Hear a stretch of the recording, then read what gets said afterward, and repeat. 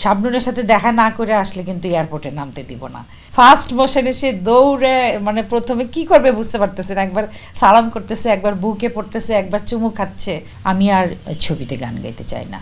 শাবনূরের অভিনয় অনবদ্য। আমি শাবনূরের কথা বলতে পারি যে অনবদ্য। তার লিপসিং মানে যে গানের সাথে একদম তারপরে একটা জিনিস দাঁড়িয়ে গেছিল যে একদম একাকার হয়ে যায়। তো সেটা হয়তো দুইজনের ব্যাপার থাকে, কিন্তু আমি শাবনূরকেই বেশি ক্রেডিট দিতে চাই। সে একজন সুঅভিনেত্রী এবং আমি মনে করি যে আমাদের সময়কার মহানায়িকা। খুবই বিস্ময়কর যে আমরা দুই দেহ এক প্রাণ, এটা সত্যি কথা, কিন্তু আমাদের দেখা হয়েছে খুব কম। সে আমাকে খুবই শ্রদ্ধা করে, খুবই একদম তার আচার ব্যবহার মানে আমার ছেলের বিয়েতে দাওয়াত দিতে গেছিলাম, তখন সে যে আমাকে এবং আমার হাজব্যান্ডকে যে শ্রদ্ধাটা সে দেখালো, এটা আমি আবার মানে বিস্মিত হয়ে গেলাম। তো যাই হোক, আমার জীবনে মোটমাট 5-6 বার দেখা হয়েছে। তো তারপরে যখন আমি এই কিছুদিন আগে অস্ট্রেলিয়া গেছিলাম প্রোগ্রাম করতে, তো আমাকে সবাই বলছিল যে শাবনূরের সাথে দেখা না করে আসলে কিন্তু এয়ারপোর্টে নামতে দিব না।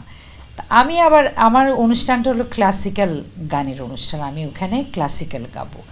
তো আমি ভাবছিলাম যে একটা ক্লাসিক্যাল অনুষ্ঠানে আসলে শাবনূর যদি ভালো না বোধ করে, তার ক্লাসিক্যাল গান শুনতে ভালো নাও লাগতে পারে, তা আমি তাকে দাওয়াত দিব কি দিব না, বা সে সব জায়গায় যায় কি না, ওইখানকার কমিউনিটিতে যায় কি না, এরকম দ্বিধাগ্রস্ত ছিলাম। তো তার বোন আমাকে ফোন দিয়ে বলল যে আপনি আপনার সাথে দেখা করতে চায়, কিন্তু আপনি অনুষ্ঠানে যাবে না। তো আমার আশঙ্কাটাই সত্যি হলো।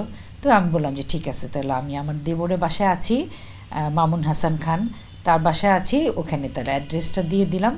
তারপরে শাবনূর যে আসলো, মানে মনে হলো আধা মাইল দূর থেকে একদম সে নায়িকা, স্লো মোশন না, ফাস্ট মোশনে সে দৌড়ে মানে প্রথমে কি করবে বুঝতে পারতেছে না, একবার সালাম করতেছে, একবার বুকে পড়তেছে, একবার চুমু খাচ্ছে। তো মানে ওইখানে সে মানে বারবার বলতেছে যে আপু আমার বুক থেকে আমাকে ছাড়বেন না, এরকম মানে এত উচ্ছ্বাস প্রকাশ করলো।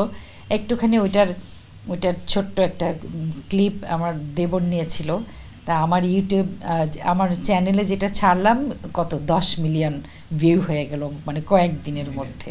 এটাতেই বোঝা যায় যে মানুষ শাবনূরকে আসলে কত ভালোবাসে।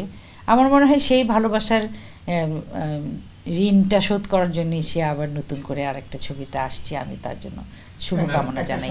সিনেমাতে মানে প্লেব্যাকে গান গাইতে গেলে একদম একটা সুপার ফাইনেস্ট একটা কণ্ঠ দরকার, এবং সেটা সেই বাংলাতে বলতে গেলে বলতে হবে যে গলায় একটা মানে একদম মাখন দরকার।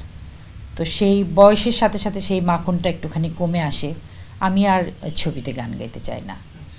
যা গিয়েছি আমার মনে হয় আমার যা গাওয়া উচিত ছিল পুরোটাই আমি গেয়ে ফেলেছি।